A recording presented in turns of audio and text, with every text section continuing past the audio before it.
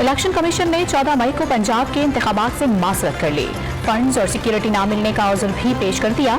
Supreme court में report पेश, अदालत ने वज़ारत खजाना से रिपोर्ट मांग ली। लगी मरवत में दहशतगर्दों के 3 हमले नाकाम। चेक पोस्ट पर खुदकुश धमाके के बाद जवाबी कार्रवाई में 4 दहशतगर्द मारे गए, 3 अहलकार शहीद हो गए।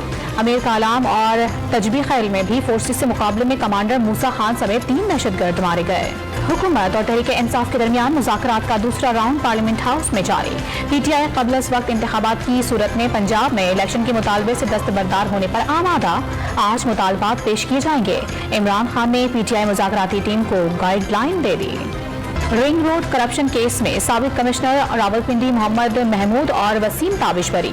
एंटी करप्शन अदालत लाहौर के जज अली रजा ने बर्रियत की दरखास्तों पर फैसला सुनाया। सिंध हुकूमत ने पीएसपी ऑफिसर उस्मान गनी के लिए कानून ही तब्दील कर दिया। उस्मान गनी को चेयरमैन एंटी करप्शन बनाने के